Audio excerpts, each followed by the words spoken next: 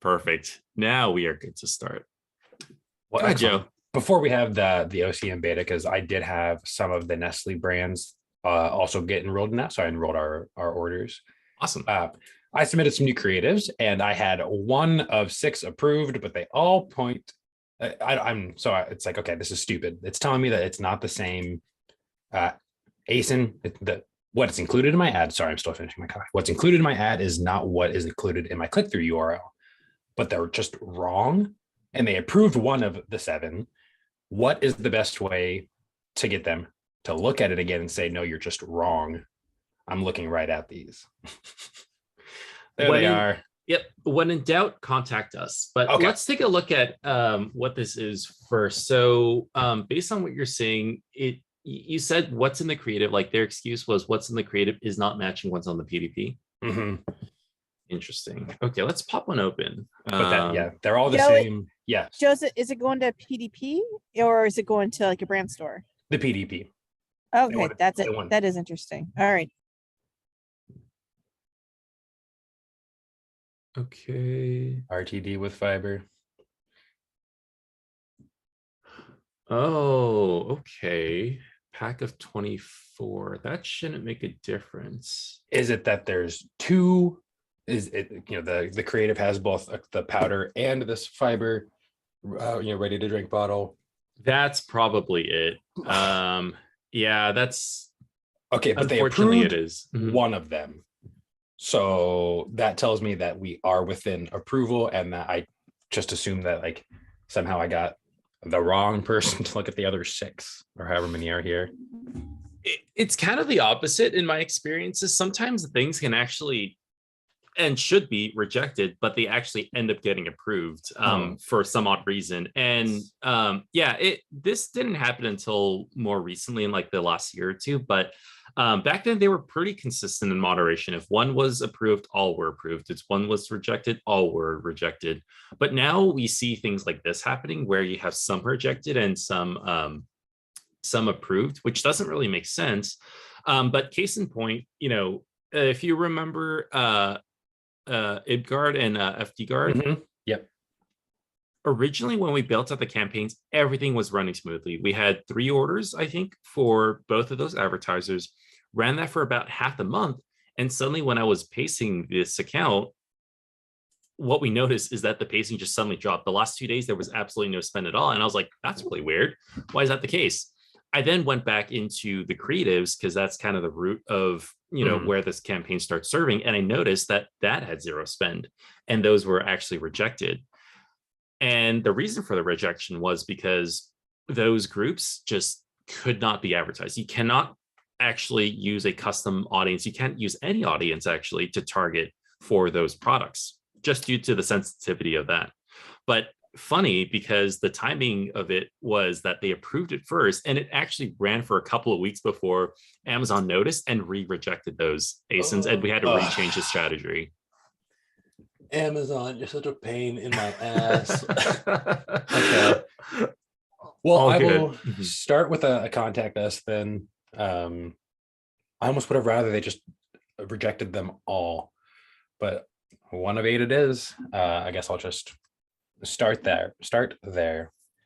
Yeah, I don't know how flexible the Nestle team is of making these updates are, but usually, as how we operate with some of the brands, we have an in-house creative department. So like sometimes brands would just send assets and they're like, hey, can you change this around for us? And we charge like a small fee. Mm-hmm. Other times we just send it back to them and say, hey, these were just rejected. It's probably going to be best, and kind of give them the rejection reason and walk them through exactly what they need to change in order to get this approved.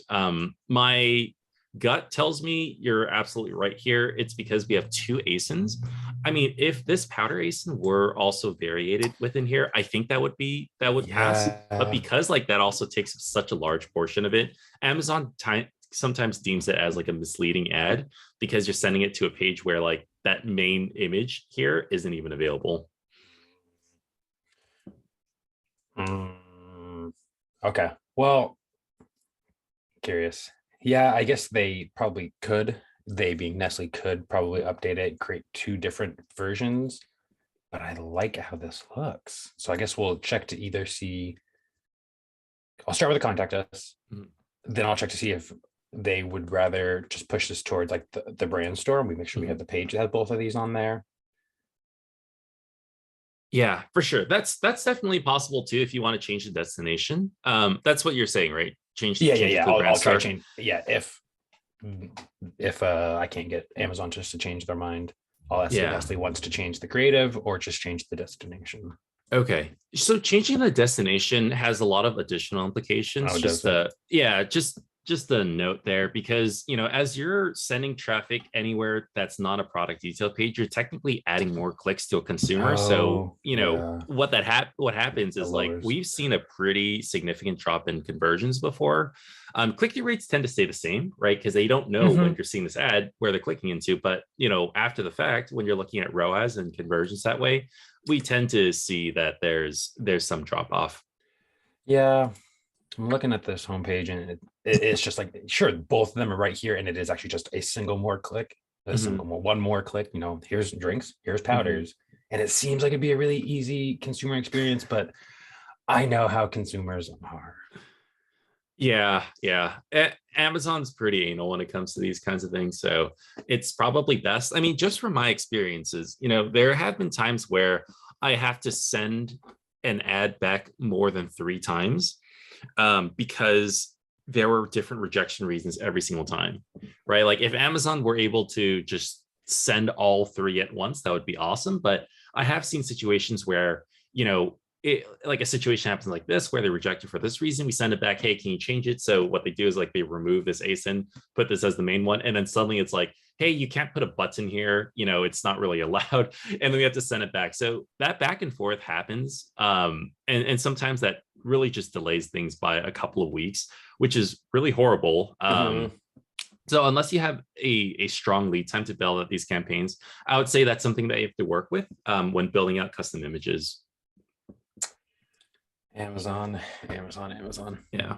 Okay, well, appreciate that. I thought I was coming in for a no problem Friday, but I walked in, the first thing I saw was issues detected with 7 creatives. All good. All good. It happens, and I think the more you explore with different creative types as well, the more rejections you're just gonna get. Yeah, Amazon's really stringent with their creatives, and they have a pretty lengthy FAQ that I'm sure this rule's covered somewhere obscure within, like, 10,000 lines of what you can and cannot do. Of course. Yeah, and you won't really know until you come across it, unfortunately. Well, appreciate that. The good news is, while uploading all these creatives, it actually kind of helped something click in my head, and I feel like I understood DSP a little bit better. Of, like, I was watching, I follow trainings, and I was here, but as I did this, I was like, oh yeah, okay, this all makes sense. I don't know, something clicked, so I'm feeling more prepared despite the fact that these got rejected. All good. That's awesome. Yeah. No, super glad to hear. Let me know if you need help on the contact us. Have you submitted a case through there before? Not for DSP. I'm sure I have, in the many years of Amazon service. I opened at least one of these. For sure. So I think it's really similar to search. I'm still trying to remember what that experience is, but kind of similar to that. If you're already in the entity, you'll be good to go there. Similar for anything that's built within the wing point, you'll see that this entity, you can't change it. It's going to default to that. But you want to notate your specific advertiser. In this case, the way that Nestle's broken down is each of these business groups are different advertisers. So you just have to select one. And then, of course, subject description. I hate how you can't attach like a photo or like a screenshot of where things went wrong. So we just have to be like extra descriptive with something like this. Okay. Yeah. The return time, response time is actually pretty good based on my experiences. I think, like, once you submit it, you will almost immediately get a notification saying, hey, we're working on this. We'll get back to you in like 2 to 3 days. So just keep an eye out for something like that. They're generally pretty good at getting back to you. Good. Hopefully it'll be quick. For sure. Cool. So yeah, sorry to hear, it ultimately got rejected, but definitely, it happens. And, it's kind of just up to us to share, what went wrong here. Cool. Any other questions in regards to the custom images? That is it for me. Cool. Sounds good. While we're on the topic, does anyone else have any other questions in regards to this? Anything that might have come up?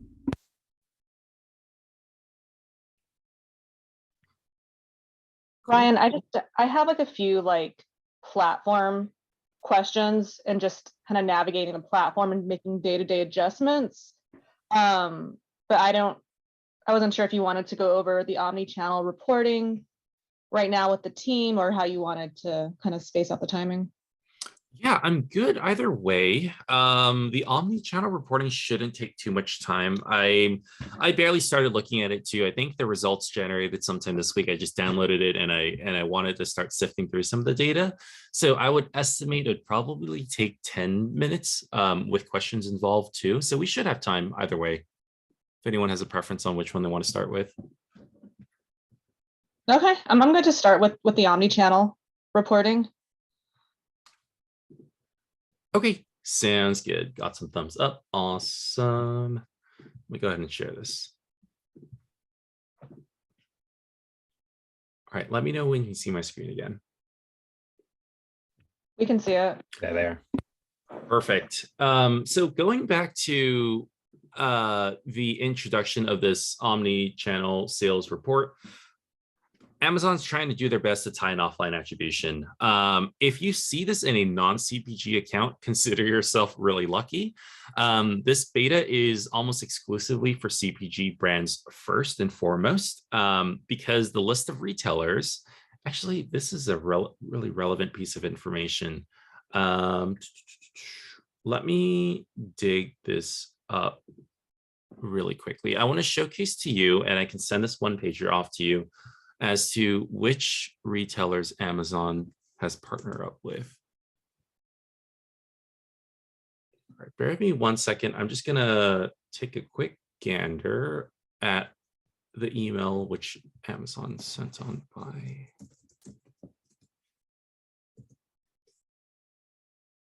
Is that FSP? Bear with me 1 second.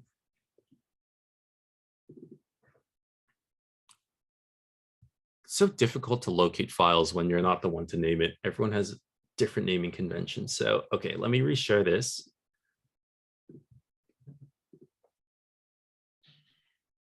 Okay, perfect. So what Amazon actually sent to us when they had this beta, I don't know if anyone else has seen this yet, but as I mentioned, there are only a handful of retailers that are within here.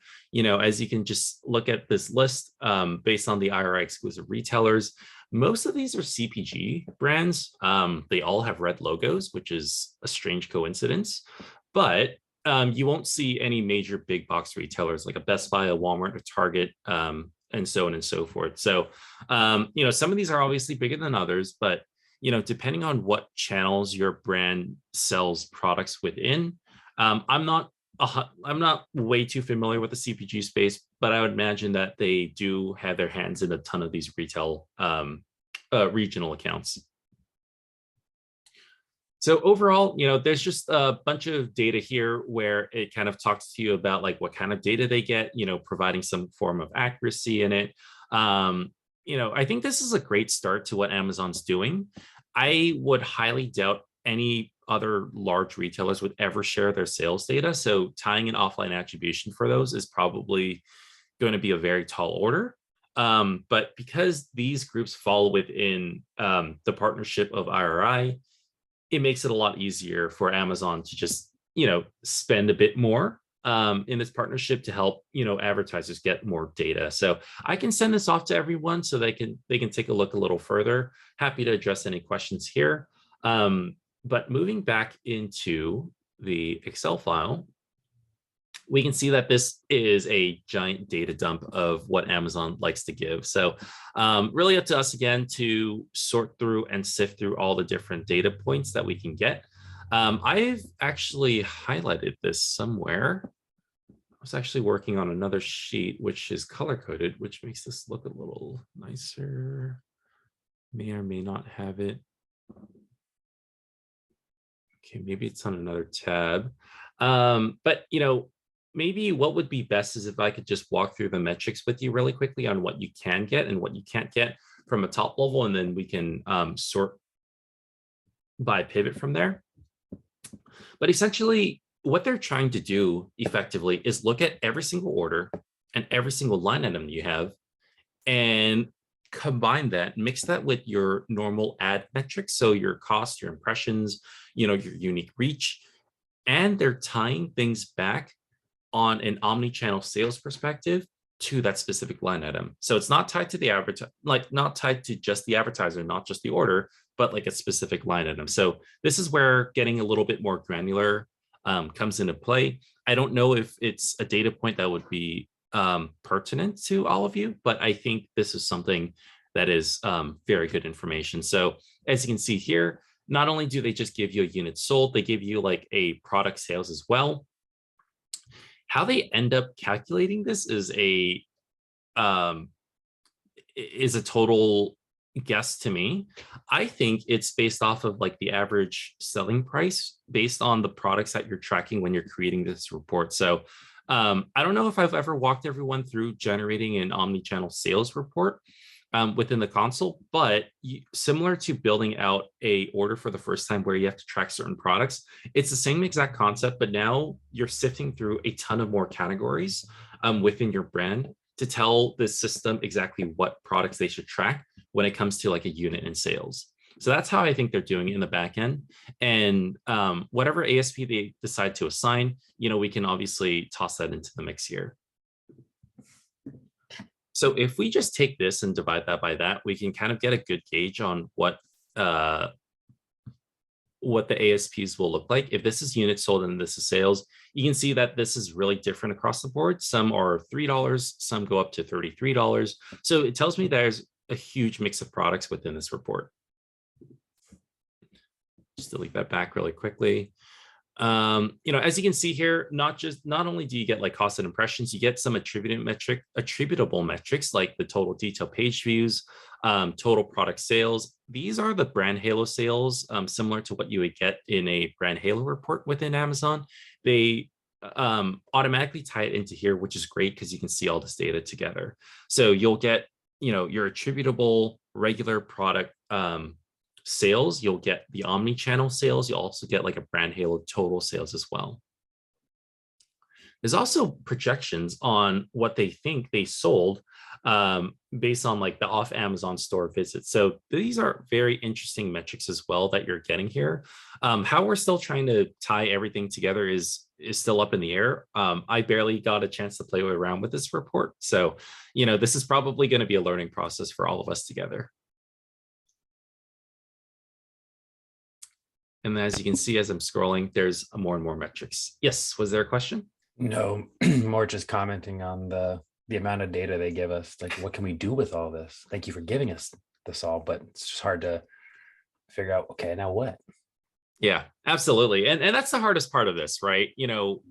You can toss a stone and hit 20 different Amazon agencies now.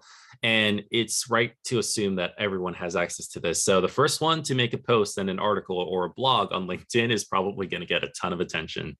But, usually in these situations, it's really up to us to be kind of that first one to the table to, understand how to use this data.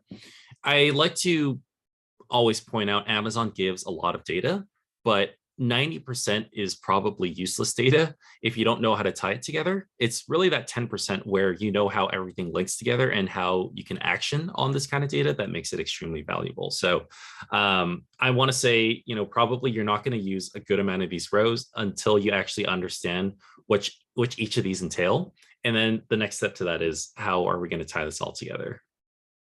So that's the part we're at right now. But yeah, so looking at some of the other tabs here, that was the pure raw data. As you're going into each of these different tabs, you start getting more and more granular as well. So this is a summary just from the order section. I'll just flip through all the other ones as well. Gerber has really unique product lines like formula, baby food, and etc. But you can see that there's awesome charts and graphs that Amazon automatically generated for you. We didn't put this together. So once you generate the study, you can actually see all of this. I do, however, question the data a bit, only because I think we consolidated way too many products when we said we should track these products as an offline. And what happens you get is really skewed data. So for example, most of what we wanted to track this time around was baby food. And you can see that, that one probiotic order that we have is well exceeding everything else. How true that is, I'm not too sure, but this could also be a testament to Amazon not duplicating sales. So they'll always dedupe the sales for you, because users might fall into multiple one of these orders. They could have seen like multiple different ads. If Amazon were to attribute sales to each of these, that would be a problem for that one user, because when we look at the data again, it's going to show that, we have a lot more sales than we should have. So I think Amazon also abides by a last click or a last viewed attribution principle, where based on the interaction of this particular creative or ad, they're going to assign not just the online, but the offline attribution to that order as well. So the true total sales, you should be able to consolidate all of this together without worrying about any kind of overlap at all. And of course, the blue is projected. I don't think Amazon at this stage is going to rightfully claim that this is exactly the sales that they got from these offline retailers. So I think they're still playing with fire here. But really, their way of mitigating this is just to say it's projected.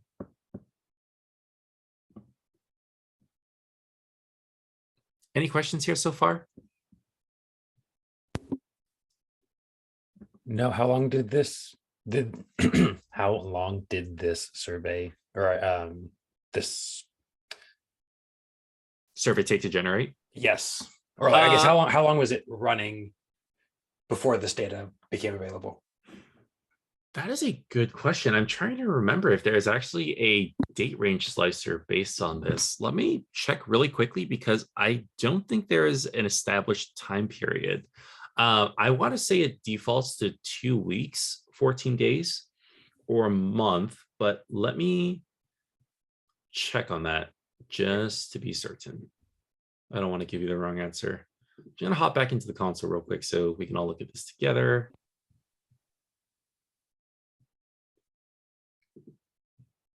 Okay, go into Kerber. I might as well also show how to get to here.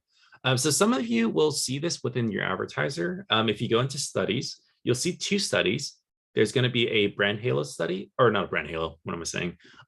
Brand lift study and an omni-channel sales. This is the one that we're working with right now. I can always talk about brand lift in another time as well. So the omni-channel study, so it does say that to be eligible, order flights need to be at least 14 days long.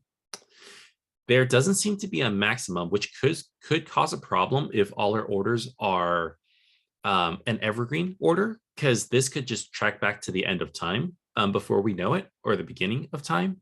But as long as it's 14 days, it seems like it's good to go. Most of the advertisers that I've seen that we don't run campaigns through, they section off their orders like flight by flight. So sometimes they would do like a month-and-a-half flight. Sometimes they'll do a 2-month flight. At least from there, that there's a start and an end, and it's not kind of an evergreen thing. So I think having an evergreen just puts an additional roadblock per se to the data here, because now we're saying since the very beginning, and there's really no way of sectioning off that data.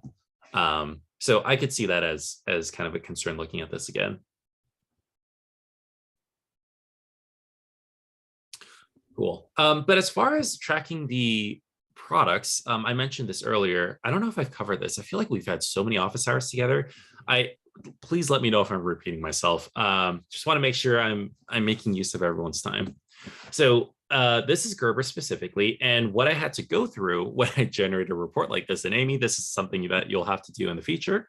But you're going to have to distinguish exactly what products you want to track within here. Similar to an order, you probably don't want to take your entire catalog and dump it into your ASIN tract.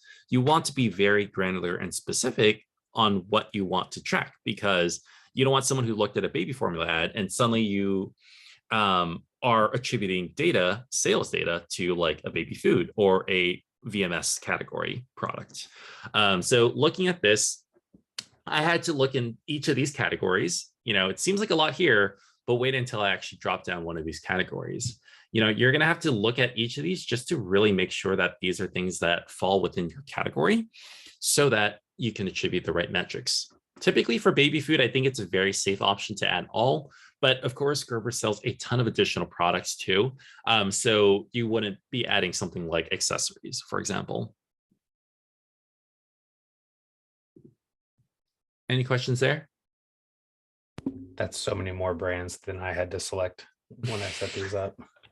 Gerber's probably the craziest one here. So everyone else there in luck, Gerber, not so much. But I guess the beauty of this one too is like they do a pretty good job of trying to distinguish what falls into each category, and they're very like succinct. Well, succinct's the wrong word, but they're very concise in the way that they break it down. So there's not a lot of overlap. So you're not going to find a baby food within a culinary, for example. So baby food is within baby food, but when I started, I really needed to make sure that everything I was selecting actually fell into there, because if it didn't, that was going to be a very big problem when looking at the sales data. And then sometimes you'll also get really random companies that pop up too. It says Gerber here, but as I scroll down, you're getting less and less relevant to Gerber. You're going to start seeing things that contain the word Gerber into there. Where did I see that? The Gerber's Amish Farms. Yeah, absolutely. Yeah, Gerber's Poultry. There's a Gerber that sells wine. Probably don't want to attribute sales from that. But yeah, just a ton of things. So look through this when you have a chance. I don't even know if every single advertiser has access to this omnichannel study yet, but typically the bigger ones seem to have gotten this beta.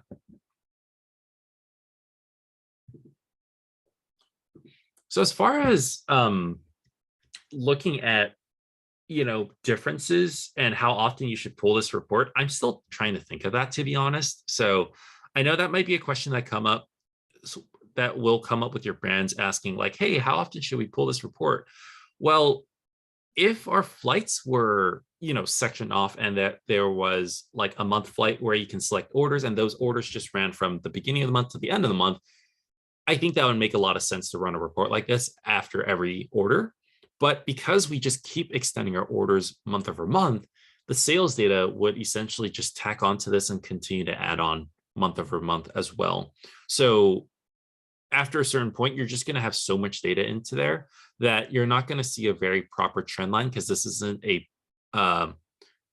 like an overtime thing. It's a snap. Well, no, this isn't a time over time thing. It's going to be like an extended period of time, but just that point in time sales, if that makes sense. Indeed it does. So there's that. But going back into the Excel sheet, there's still a lot of good data, I want to say, but again, data is data. What we need to find is what is actionable from here.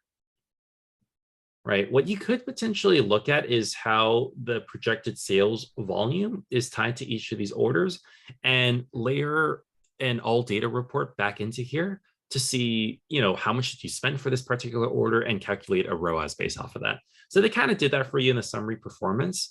So sifting through that a little bit more, of course, taking things with a grain of salt on how attribution works.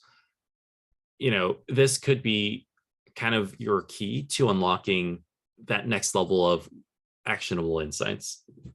And of course, there's order level ROAS, there's line level sales. I don't, because line items, there's 6 in a particular order, and orders are defined by objectives and audiences. Your line items are just going to be a replication 6 times of those. So I would say line item level, you probably might not have that big of an impact. I want to say the only distinctions I will caveat is if you wanted to look at the metrics by device type, you could potentially see that maybe mobile is performing better than a desktop because perhaps they were driving to the store and they, were looking at the mobile app, obviously not while driving, hopefully not. and they're browsing around and they came across a Gerber ad while they were browsing within the store, then that would get the last attribution and the subsequent sale that comes from it. So you could potentially say mobile is more valuable because they ended up seeing this ad while they were there. No one's going to bring their desktop with them. So mobile is a line item we should focus a little bit more on when it comes to, trying to work with offline attribution sales. So I don't know if that's, like an actual thing that happens, all speculation, of course. But if you do see ROAS, like offline attribution ROAS, to be higher for mobile, that could be a pretty good indication as to why. Pretty good estimation, my favorite. Just speculation, of course. So there's, of course, sales and ROAS as well, similar to order sales and order ROAS. Amanda, was there a question? No, I was just going to say that I feel like depending on on how your client's internal structure is set up, I feel like that's what's going to depend on if this data is valuable. So like, for me, you know what I mean? Like, I don't really want to even sell at other retailers offline. Like my client, they only want to sell on Amazon. But I feel like, you know what I mean? So I wouldn't be like optimizing to drive sales at Rite Aid, but I feel like if your client is like as a brand team, that has more of upper funnel objectives and they just want to measure the full holistic picture, I feel like that's where this would come into play. But what are your thoughts? That's a really good point. And it's rather ironic that this report is given to the largest retailer or the largest brands first, because to your point, large brands are very siloed. And, just based on kind of their goals on profitability, on sales volume, and et cetera, you don't want as a brand to cannibalize, your own channel sales for an offline. So I think it does make sense. This report, I would say, would probably be the most valuable for a small brand where only one or two people with the exact same goals of driving, unit sales across the board would benefit. I think they would be the ones to really want to see something like this. Conversely, if you were to talk about like a VP of sales, not even VP of ecom, because offline attribution doesn't work with that. So you would have to not only go from like a marketing manager to like a product manager's manager who oversees all ecom sales, but one level above that, I would say they would love this report. How often does a report like this get escalated up to them? I'm not too sure. But you're absolutely right, Amanda. Long story short, I don't know how particularly useful this is, especially if you determine that certain mobile or certain orders were beneficial for offline attribution, but that contradicted what you were doing from an ads perspective, driving to Amazon. Exactly. And I'm sure, like we all know, like when you're pushing the upper funnel or just advertising, you're going to see impacts across the omni-channel space. So, it's good if you see those impacts. But like when Amazon was describing this new capability to us, I'm like, wait, why would I want to optimize to drive sales to Rite Aid? That like is against my literal KPIs that I have for this account, but it's cool data. And I definitely feel like, especially for like QBRs or like those bigger meetings with the higher up executives on the client side, I mean, they would eat this up. Yeah, So, 100%. It's really good to know. 100%. Well, I will say, as you're bringing that up, upper funnel, tactic is like upper funnel initiatives, tactics, strategy, and et cetera, is something that Amazon's pushing very hard on right now. They want everyone to, continue on streaming TV. They want to see people on Twitch. They want to see people on Fire Tablet, online video. I don't know if we have access to audio ads yet. I need to check that as a line item. But audio ads is also a hot new thing as well.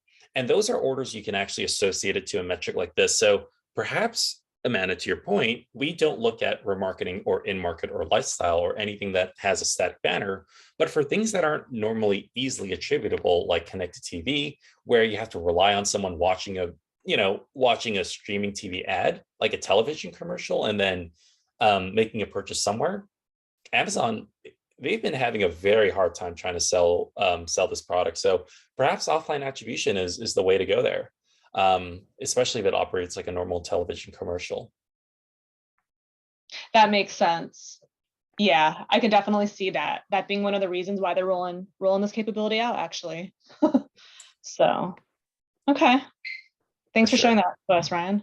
Yeah, absolutely. Hopefully, I can find more use of this that I can share, but what I can do, if you're okay with it, Amanda, I can send this data sheet to kind of everyone else. I don't know if we have any like competitors within MPG, but maybe Amanda, I can send it to you first and then you can do what you want with it.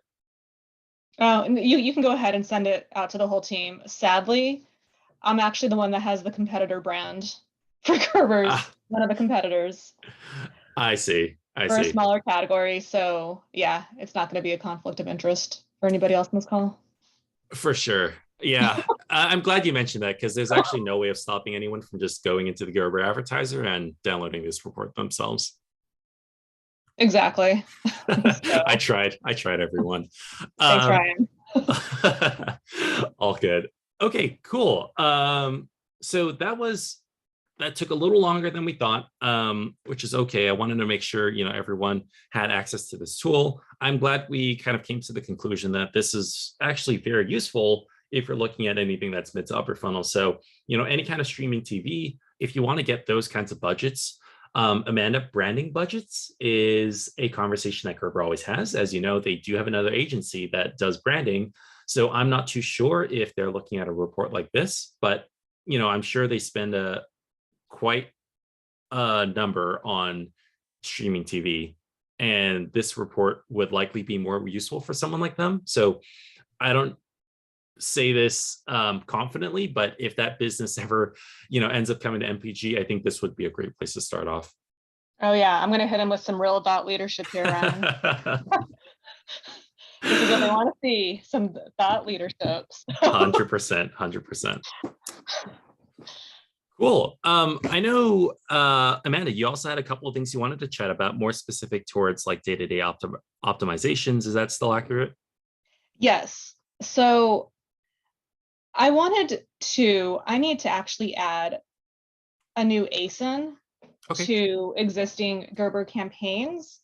And I wanted to see if you can just like walk us through that process the manual way, and then what is a way to, and then like kind of like what is a way to to automate that process, or just like a more efficient way to do that.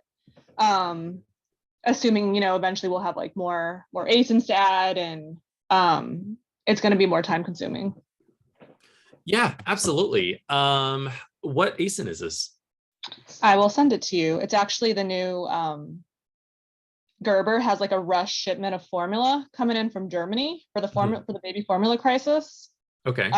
So they actually had to create a whole new ASIN for that. So let me send it over to you.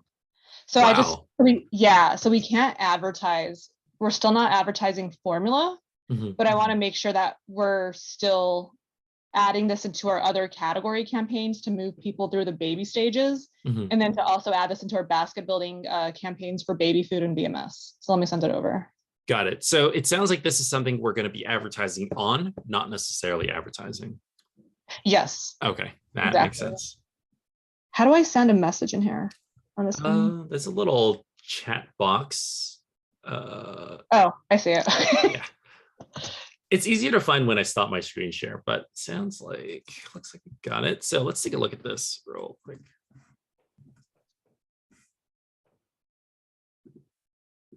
Oh, okay. It's good to know.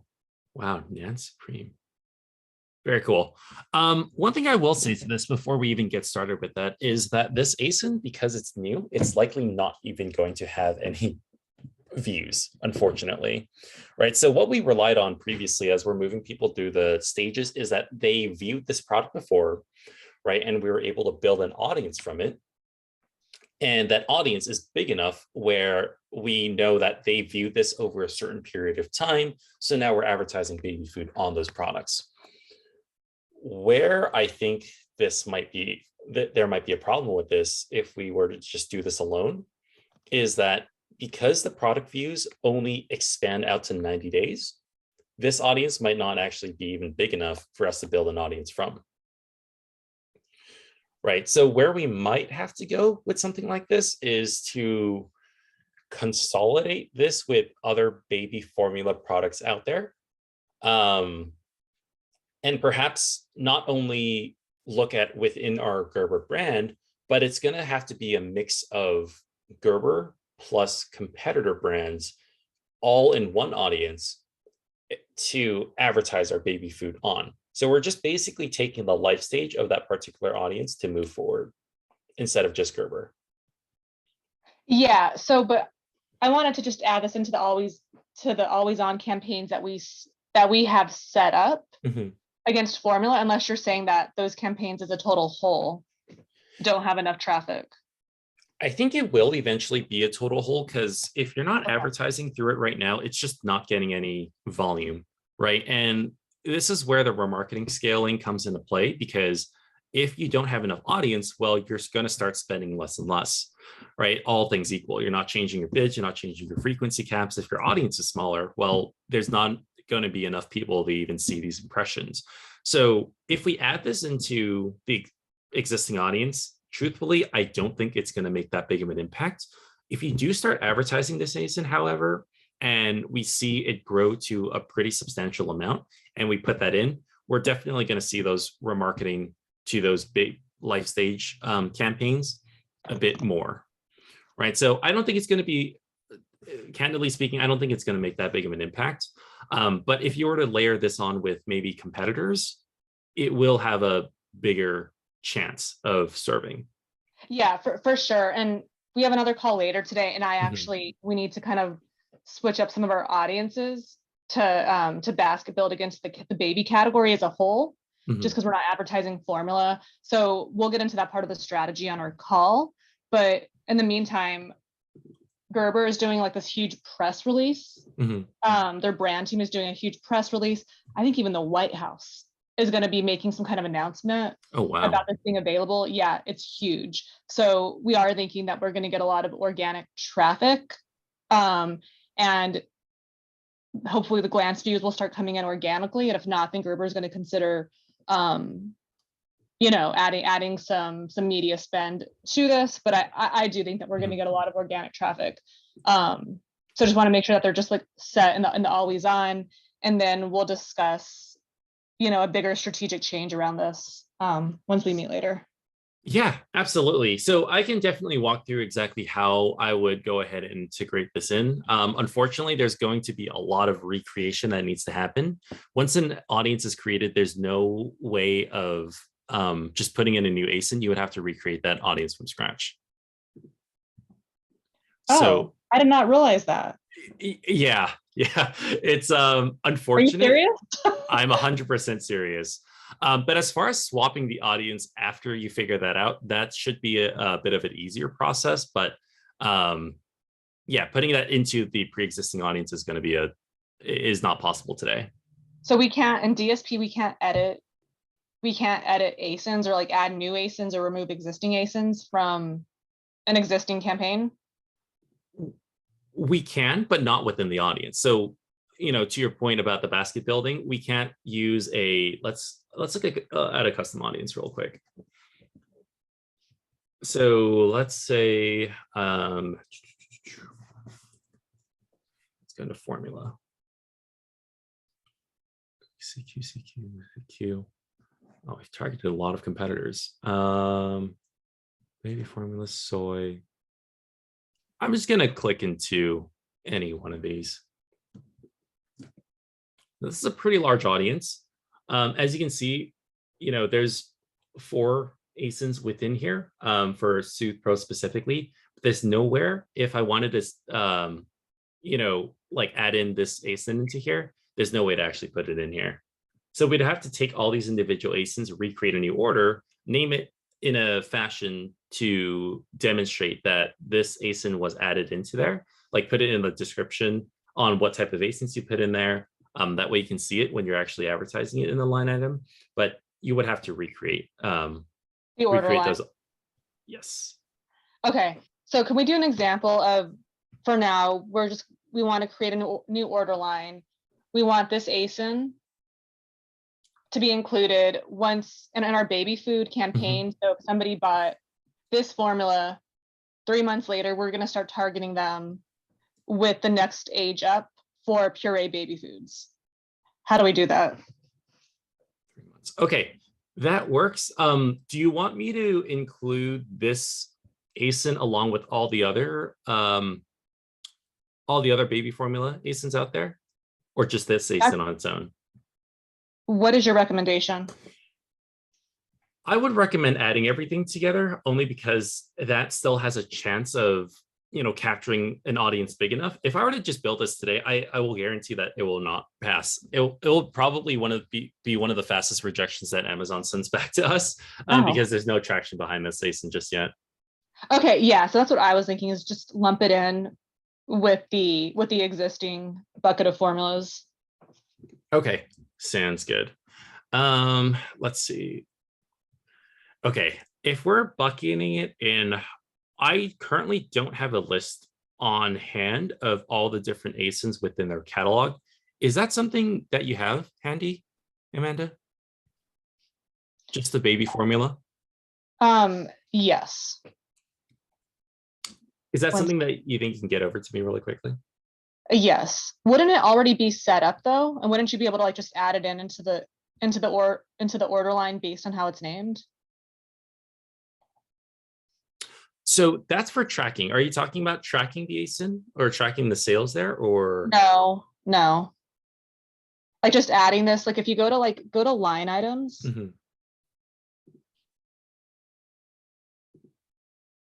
Because your line item targeting is based off of your audience, right? You would have to change up the audience completely and then make that update within the line item. Can you find one of the baby stage ones?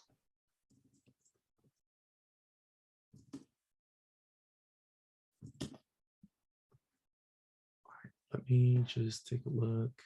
God, why is there so many line items? We usually don't sort by line items here. Going into an order and then a line item will probably be quicker. So let's take a look at this one, for example. So the 6 line items in here, I'll jump into a particular line item. So this is exactly what we're looking at, right? 0 to 4 month purchasers within the last 30 to 90 days. And then we're advertising in 8 to 12 baby food on this. Yeah, exactly. So if I want to add it here, couldn't I just go into isn't there a tab for the products and then to click change and then to just add that ASIN? So I think we might be confusing it with 2 different things right now. Yeah, here, let me just showcase to you where I think you might be referring to, and definitely correct me if I'm wrong. So there's the order setting, right? And then there's the conversion tracking here. Okay. Are you referring to adding the product ASIN here instead, or am I misunderstanding? We would want to add it in here as well so that we're tracking it, but we also want to include it into our data pool of if people bought these Gerber formulas, right? There's 10 or whatever ASINs. We want to add one more ASIN to that list.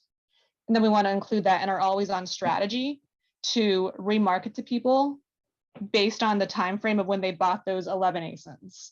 So if right now the list is 10, we want to just make it 11. We also want to track it. Got it. Okay, so just a quick little distinction here on this particular order. Even though we are targeting baby formula, we're actually advertising baby food. Yes. Right? And that's the objective here. Yep. If we track this, what happens is we're gonna get the sales data for the formula on top of the baby food. See. Okay, I see. Never mind. So ignore the tracking. But yes, so it's like, I want to target these baby foods based on purchase history for the baby formula. Got it. Okay, so let's go back to the line items. If you did want to add something in there, like you wanted to quote unquote target it, you would have to actually go into the audiences and create a new audience with this, right? Because we showed that we can't edit an existing audience. So what we would effectively have to do, we can change this out. Like the audience targeting, this is not set in stone. We can target whoever we want. And this is essentially targeting people who purchased the baby formula within the last 0 to 4 months, within the last 90 days. So if I were to, let's go back into audience here, we'll see what we're tracking.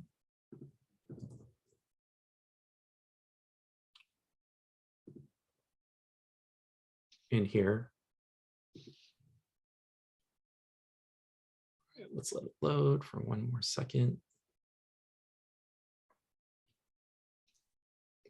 All right, for some reason, it's not loading. I see that it's loading, but it's not really.